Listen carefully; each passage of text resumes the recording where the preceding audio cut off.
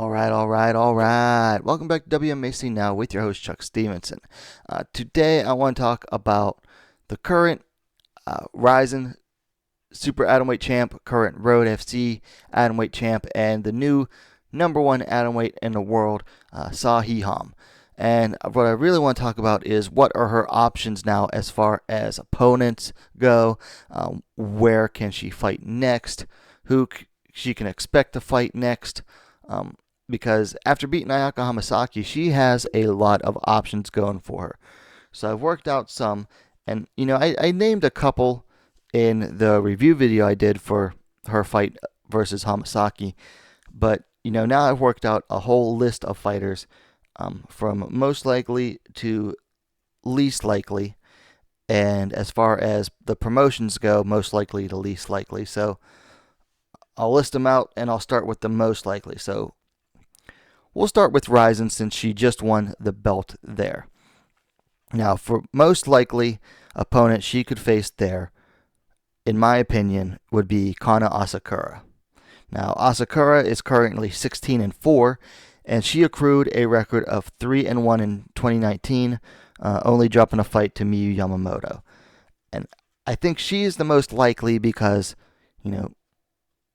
she is one of the fighters. She fought Hamasaki for the inaugural belt, losing that fight to Hamasaki. But since then, that was New Year's Eve of 2019. And then in 2019, she went 3-1. So she fought 4 times, won 3 of them. And, honestly, she probably needs a win, like a single win at the most, to earn a shot with Ham if they don't just give it to her outright. So I think she'd be the most likely candidate in Rizin. The next likely candidate would be a 4th fight with Ayaka Hamasaki. Of course, Hamasaki is 19-3.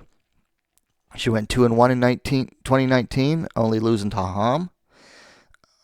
She probably needs a win sometime this year, at least one win, and then likely would get the rematch on January 31st again because, the first fight was so exciting that, they'd want to get it to schedule that fight for when there would be the most viewership, which would be New Year's Eve.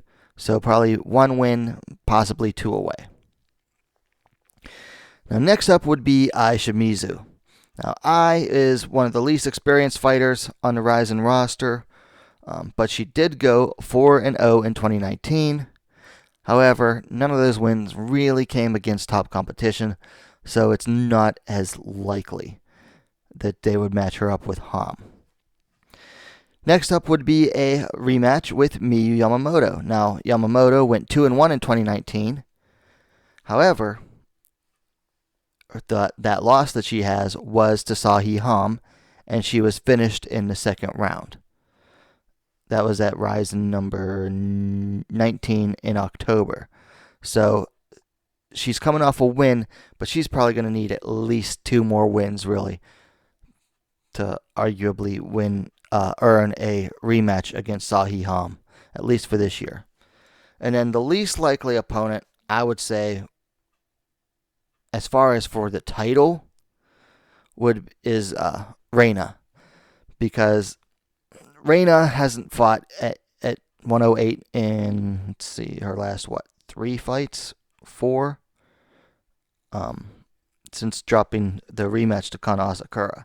So she would be the least likely to fight for the title. However, she does have a history with Ham.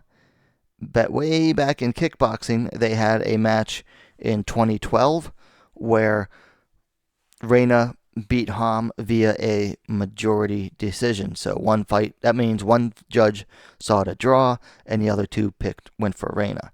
And that was at the Shootboxing Girls S Cup in 2012. So there is a bit of a history there. Plus, they're both excellent strikers. So it could make for an exciting match. However, I don't see Ham wanting to move up to a catchweight to fight Reina for a non-title fight at this point in time. There's just nothing in it for her. So that's why I would say it was the least likely in Rizin. Now, after Rizin, and just as likely, I wouldn't say that this is less likely as far as going back to the promotion wise, because I mean she is still the Road FC Atomweight champ, so I'd say they're about equal likelihood of where she would go next, Rizin and Road FC.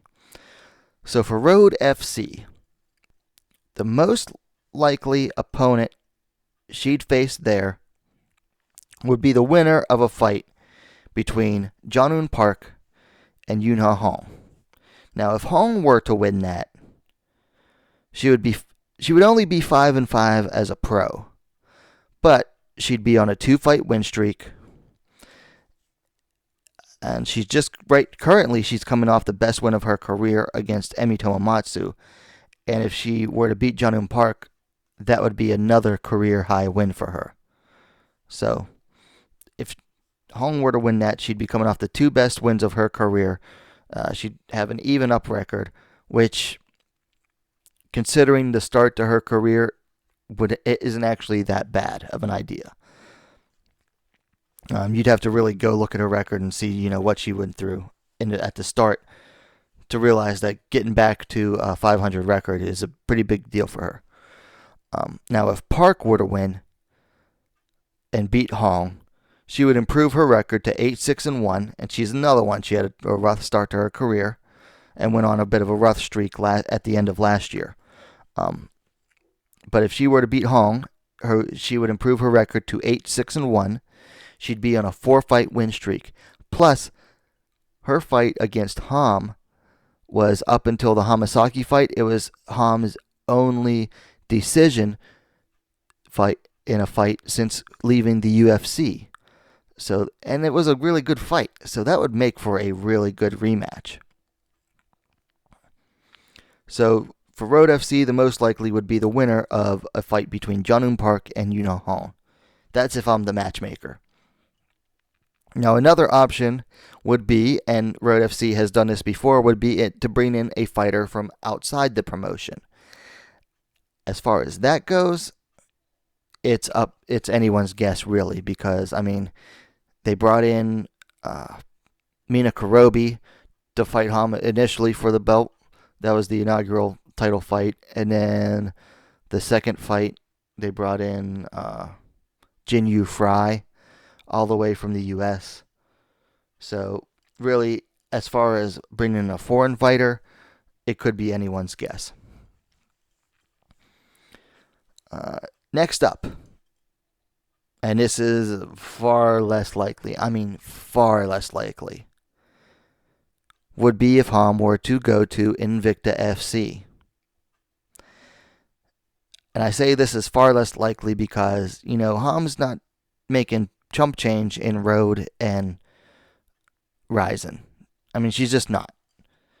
She didn't notice at first that she was missing 27 grand last year, and that's part of another story. But yeah, she was getting ripped off by her manager, so she didn't even realize that she was getting ripped off for a chunk of change.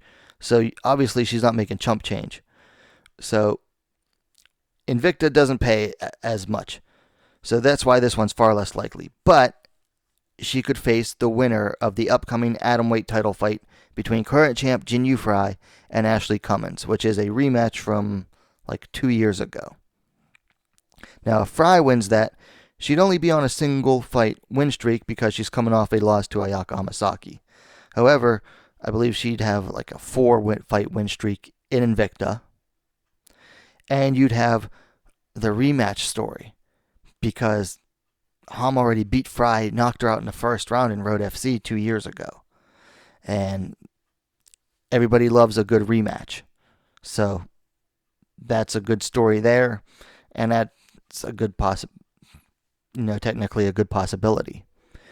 Other possibility would be to take on Ashley Cummins if Cummins were to win. She'd be the new champ. She'd be on a 3-fight win streak. So that's another possibility there. And then finally, and this one is by far the least likely, but one that I'd love to see, and I've certainly been calling for it for a long time, would be for the UFC to open up an atomweight division.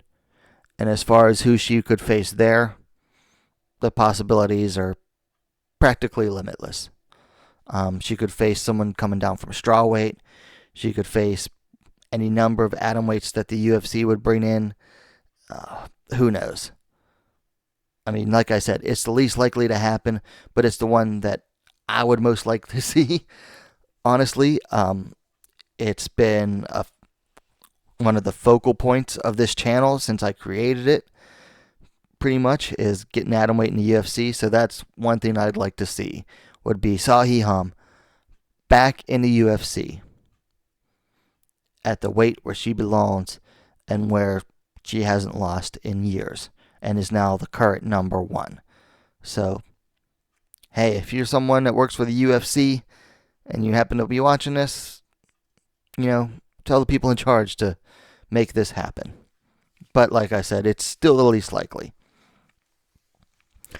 All right, so that's, everything one that I could think of as a possible next opponent for Seo-Hee. I mean, she has a lot of options. There's no shortage there, really, as far as possible matchups to make. I think it's pretty good, pretty exciting time right now in the atomweight division, even with the fighters spread out across different promotions. There's no real central focal point for atomweights.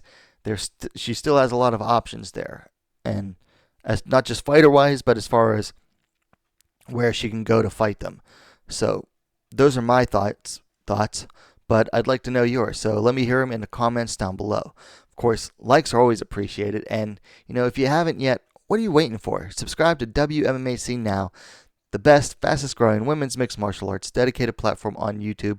Don't forget to hit that bell for notifications so you know what's going on, and we'll see you next time.